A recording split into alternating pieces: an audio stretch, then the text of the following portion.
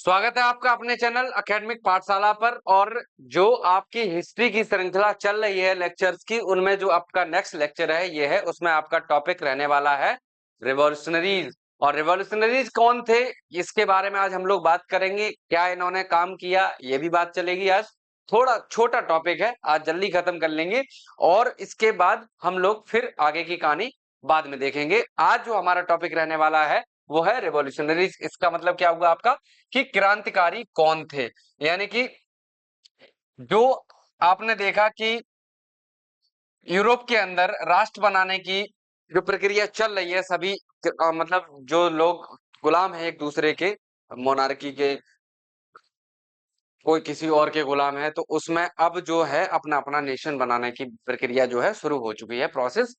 अब उस प्रोसेस में कौन उसको आगे ले जाएंगे, वो यही लोग होंगे जो क्रांतिकारी ये आपको दिख रहे हैं, ये लोग। और क्रांतिकारी आपको पता है ज्यादातर कौन थे, लिबरल्स और रेडिकल्स। और उनमें कौन थे ज्यादातर, जो लॉयर्स थे, टीचर्स थे, डॉक्टर्स थे, है ना।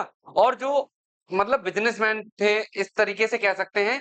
यही लोग जो थे सोसाइटी के सबसे एजुकेटेड मेंबर माने जाते थे यूरोप सोसाइटी के अंदर। और उसके बाद इन लोगों ने अपने देश को जो है एक इंडिपेंडेंट नेशन बनाने की प्रोसेस शुरू करते हैं ये लोग। और फिर धीरे धीरे करके इनके विचारों से प्रभावित होकर सभी जो है यूरोप के अंदर सभी लोग जो हैं अपने अपना देश बनाने लगेंगे। इतनी बात आपको इसमें समझ में आ गई होगी कि क्रांतिकारी। और इसमें बहुत ज्यादा इंपॉर्टेंट रोल रहने वाला है मैजनी का, जो हर बार लगभग आपसे पूछा जाता है बोर्ड एग्जाम में। अभी हाँ, हो सकता है ये एक दो दिन का जो गैप आ जाता है वीडियो में, तो बेटा अभी मैं थोड़ा सा क्या है कि एवोल्यूशन में लगा हुआ हूँ, तो वहां से लेट छूट पाता हूँ। तो इस चक्कर में अभी लेक्चर जो है पर डे नहीं आ पा रहा है। लेकिन कोई बात नहीं, अभी 7-8 दिन की बात है, उसके बाद एवोल्यूशन कंप्लीट हो जाएगा एसएसटी का। और उसके बाद जो है आपका आज जो है एक न्यूज भी मैंने पढ़ी थी कि आपका जो रिजल्ट है सीबीएसई का क्लास 10th का, ये अप्रैल की लास्ट तक या मई के जो है फर्स्ट वीक में आ जाएगा आपका हर तरीके से। ठीक है। यानी कि यहाँ से उसके बाद आपको अब ये है कि सरकार की ये मंशा है ना इस बार की, दोबारा जो भी बच्चे इम्प्रूवमेंट का पेपर देना चाहेंगे तो उनके लिए वो जल्दी पेपर कराया जाएगा। जो भी बच्चे चाहते हैं कि अगर आपका पेपर खराब हुए हैं, तो अगर आपको इम्प्रूवमेंट चाहिए अपने रिजल्ट में, आपको लगता है कि मेरी परसेंटेज अच्छी नहीं बनेगी, लेकिन कोई बात नहीं, तो आप दोबारा से जो है अपने इम्प्रूवमेंट को फॉर्म जो है भर सकते हैं स्कूल से जाके, और दोबारा पेपर दे सकते हैं अपने रिजल्ट को इम्प्रूव करने के लिए। कंपार्टमेंट का सिस्टम खत्म कर दिया, ये बात आपको पता होनी चाहिए। अब इस बार से दोबारा पेपर पूरे देने पड़ेंगे, ठीक है, जिसको इम्प्रूवमेंट के रूप में उन्होंने रखा हुआ है। तो रिवॉल्यूशनरीज कौन थे इसके बारे में थोड़ी हम लोग चर्चा करने वाले हैं। चलो देख लेते हैं, छोटा सा टॉपिक है, जल्दी खत्म कर लेंगे, ठीक। तो जैसे यहाँ कह रहे हैं कि 1815 की समय की बात है, जब पूरी तरीके से आपने देखा कि जो लिबरल नेशनलिस्ट थे अंडरग्राउंड हो गए थे। क्यों भाई, ये लोग क्यों अंडरग्राउंड हो गए थे? आपने देखा 1815 में जब यहाँ पर आपने देखा क्या वियना ट्रीटी होती है, ठीक है, वियना ट्रीटी होती है। और वियना ट्रीटी में फ्रांस के ऊपर बहुत सारे जो हैं रेस्ट्रिक्शंस इंपोज कर दिए जाते हैं, किसके द्वारा, जो थे कंजर्वेटिस्ट, लाइक ब्रिटेन के, रशिया के, ऑस्ट्रिया प्रूसिया के जो भी राजा थे, इन लोगों ने फ्रांस के मोनार्की को, बर्बन डायनेस्टी की जो एब्सोल्यूट मोनार्की थी उसको रिस्टोर कर दिया था। और उसके बाद जो भी नेपोलियन ने चेंजमेंट किए थे उनको अंडू कर दिया था, मतलब खत्म कर दिया था। और अंडू का मतलब वो चीजें करी थी एब्सोल्यूट मोनार्की को, और जो नेपोलियन ने काम किए थे उनको सबको इन्होंने खत्म कर दिया था। और उसके बाद आपने उसके बाद देखा क्या कि जब इतने तरीके से इनका बड़े स्तर पर रिप्रेशन किया गया, इनको दबाया गया क्रांतिकारियों को, तो ये सभी क्रांतिकारी जो थे वो अंडरग्राउंड हो गए कुछ समय के लिए। लेकिन मतलब वही है ना, करता मरता क्या ना करता, कुछ समय तक तो ये अंडरग्राउंड रहेंगे, लेकिन अंडरग्राउंड रहकर ही अपनी ये क्रांतिकारी गतिविधियों को करते रहेंगे। यानी कि जो भी रिवॉल्यूशनरी एक्टिविटीज होंगी ये अंडरग्राउंड रहकर ही अपनी चलाएंगे, ठीक, कुछ समय तक। और उसके बाद ये लोग उसके लिए अपनी कुछ सीक्रेट जो है सोसाइटी बनाएंगे यूरोप के अंदर। और उसके बाद जिन सोसाइटीज के थ्रू क्या करेंगे, ये लोगों को ट्रेन करेंगे, किसके लिए, कि उनके जो आइडिया है उनको स्प्रेड किया जाए, कि रिवॉल्यूशनरीज क्या चाहते हैं उस आइडिया को स्प्रेड किया जाए। चुपके से क्रांति बना, मतलब क्रांति को चला रहे हैं आप। और उसके बाद यहां से देखो, to be revolutionary at this time, अगर इस समय क्रांतिकारी होने का मतलब क्या होता था, क्रांतिकारी किसे कहते थे, कि जो भी अपने आप से ये कमिटमेंट करे कि हम मोनार्कियल फॉर्म्स ऑफ गवर्नमेंट के विरोधी हैं, वो भी इन सभी जो रिवॉल्यूशनरी के साथ जुड़ सकते हैं। क्रांतिकारी होने का मतलब एक ही था, राजा का विरोधी, ठीक है। और उसके बाद अगर हम बात करते हैं, they had established after the Vienna Congress, यानी कि जो मोनार्की इस्टेब्लिश करी गई थी 1815 के बाद, उसका जो भी विरोधी होगा वो क्रांतिकारी होगा। यानी कि हमारा जो भी दोस्त बनना चाहता है उसको पहले दुश्मन बनना होगा, किसका? राजा का। इन क्रांतिकारियों का सीधा सा ये कहना था। उसके बाद ये लोग लड़ेंगे किसके लिए? लिबर्टी और फ्रीडम के लिए। ये दो वर्ड आपको याद रखने हैं कि ये क्रांति हो क्यों रही है भाई, पूरे यूरोप के अंदर क्रांति क्यों हो रही है, ये बात तो आपको पता दिमाग में रखनी चाहिए कि दुनिया में बहुत सारी क्रांतियां हुई हैं, उनका पीछे कुछ कारण रहा है। और उनके पीछे, इस फ्रांस की क्रांति के पीछे का कारण क्या था? लोगों को चाहिए थी liberty, equality, fraternity, democracy, justice. यही legacy of the French revolution के रूप में हम पढ़ते हैं, जहां से अदर जो है जितनी भी रिवॉल्यूशंस हुई हैं वो कह सकते हैं इनसे प्रभावित थी, इस क्रांति से।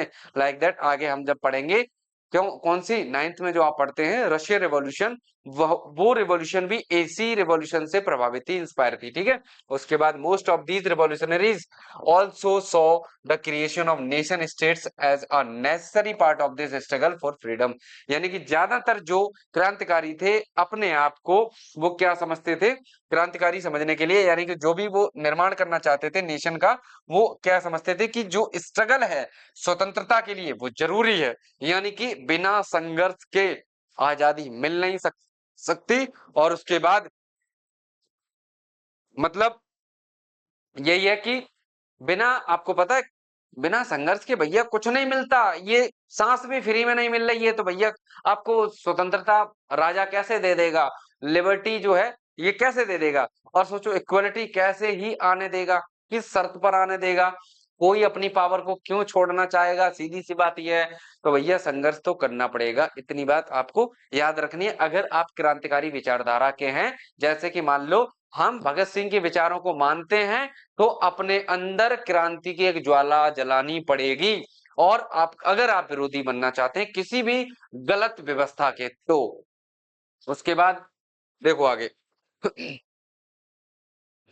हाँ, one such individual was Italian revolutionary, और इन्हीं क्रांतिकारियों में एक क्रांतिकारी थे जिसका अभी मैंने नाम लिया था। वो थे कौन? हमारे गुइसेप मैजनी। और गुइसेप मैजनी एक वो व्यक्ति था जिसने कह सकते हैं इटली के यूनिफिकेशन में एक बहुत बड़ा रोल निभाया।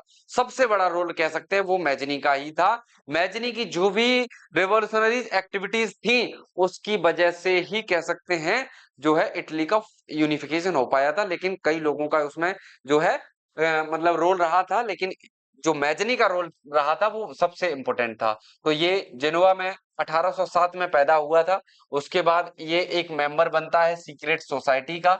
और उसके बाद कहां पर? कार्नोबरी में, यानी कि कार्नोबरी के अंदर ये कार्नोबरी सीक्रेट सोसाइटी जो थी उसके ये मेंबर बनते हैं। और उसके बाद क्या होता है कि जब ये बहुत यंग थे, 24 साल के थे, तभी इनको जेल भेज दिया गया, यानी कि 1831 में। क्यों? क्योंकि इन्होंने क्रांतिकारी गतिविधियां चलाई थी। कहां पर? लिगुरिया में, ठीक है। लिगुरिया के अंदर क्रांतिकारी गतिविधियों के चलते इनको जेल भेज दिया गया था जब ये 24 साल के थे, 1831 के अंदर।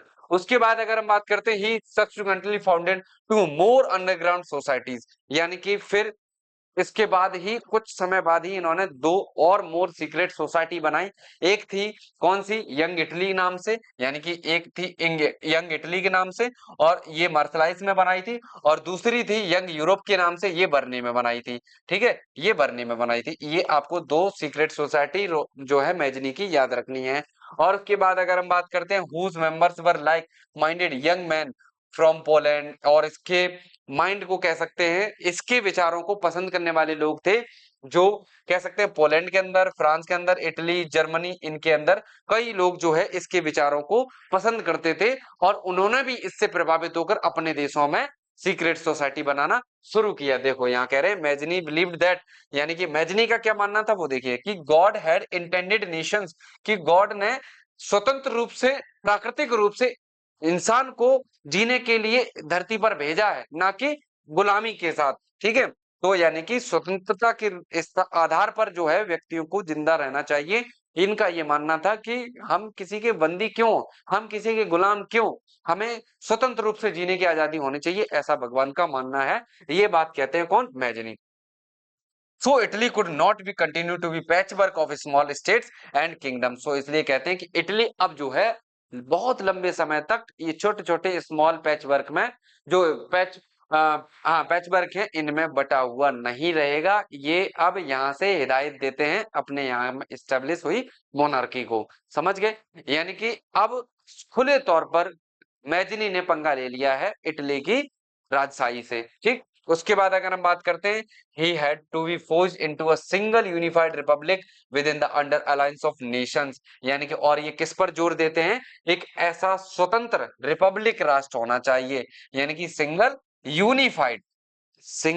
यूनिफाइड और रिपब्लिक, जहां संविधान के थ्रू शासन चलता हो सरकार के लिए। ठीक है, यानी कि सरकार जो है वो संविधान के थ्रू काम करती हो। इस तरीके से इन्होंने बल दिया इन बातों पर।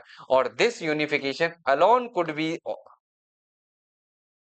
B basis of Italian liberty. यानी कि ये जो है कह सकते हैं एकीकरण केवल और केवल किस आधार पर हो सकता है? इटली के स्वतंत्रता के आधार पर हो सकता है कि इटली स्वतंत्र होगी तभी ये रिपब्लिक बन पाएगा। ठीक है, तो उसके बाद फॉलोइंग दिस मॉडल, यानी कि इसके मॉडल को फॉलो करते हुए अभी मैंने आपको बताया ना कि सीक्रेट सोसाइटी बनाई गई कई अन्य देशों में, जर्मनी में, फ्रांस में, स्विट्जरलैंड में, पोलैंड में, इन सब जगह इसके मॉडल के आधार पर कई इन देशों में जो था सीक्रेट सोसाइटी, यहाँ के लोगों ने, जो यहाँ के लोग क्रांतिकारी विचारधारा के थे, जो कह सकते हैं रिवॉल्यूशनरी टाइप के थे, उन्होंने अपने यहाँ पर भी जो है क्रांति के लिए ये सीक्रेट सोसाइटी बनाई। और Mazzini relentless opposition of the two monarchy, इन्होंने पूरी तरीके से कह सकते हैं मोनार्की का विरोध किया। And his vision of democratic republics frightened the conservatives, यानी कि और इनका मुख्य मकसद क्या था कि मोनार्की का विरोध करना और डेमोक्रेटिक रिपब्लिक को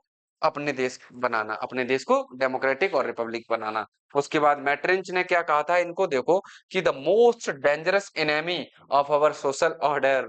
यानी कि मैट्रिंच कह रहे हैं, जो ऑस्ट्रिया के चांसलर थे ड्यूक मैट्रिंच, उन्होंने क्या कहा कि मैजनी हमारे सामाजिक व्यवस्था का सबसे बड़ा शत्रु है। भाई साहब, शत्रु क्यों ना माने, इनसे लोग खौफ खाते थे। मतलब जहां भी ये जाते मैजनी, लोग भीड़ इनके पीछे पीछे जाती कि इनके विचार हम सुन लें कुछ। मतलब क्रांतिकारी आप जानते हैं कि जहां भी जाते हैं उपद्रव मचाते हैं, बड़े बड़े लोगों को साथ ले जाते हैं और बड़ी भीड़ को इकट्ठा करते हैं, क्योंकि इनकी बात में होता है बहुत अधिक मतलब जोश। और उसके बाद मतलब जब भी इनकी बातें लोग सुनते हैं तो फिर वो भी प्रभावित हो जाते हैं। तो बहुत बड़ा शत्रु माना इस मैजनी को किसने? मतलब ये कह रहे हैं कि हमारे मैट्रिंच कि हमारे सामाजिक व्यवस्था के बहुत बड़ा ये शत्रु है भाई साहब, इससे बच के रहना पड़ेगा। इसके चलते फिर धीरे-धीरे करके और आगे की क्रांतिकारी गतिविधियों को हम पढ़ेंगे इसमें। अब उसके बाद अगला टॉपिक जो है वो रिवॉल्यूशनरीज़ ही है, यानी कि 1830 से 48 तक के समय के बीच में क्रांतिकारी जो भी एक्टिविटीज़ होंगी उनको हम पढ़ेंगे। कैसे क्या होगा, यूनिफिकेशन किसका क्या होगा, वो भी हम आगे पढ़ेंगे।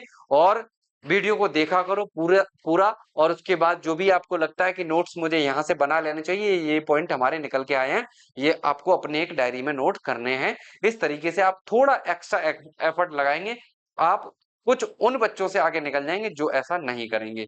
ठीक है, तो आई होप वीडियो अच्छी लगी होगी। एक बार लाइक करें, सब्सक्राइब करें और वीडियो को ज्यादा से ज्यादा शेयर कर दिया करो, अच्छा रहेगा। ठीक है, चलो, thank you, best of luck.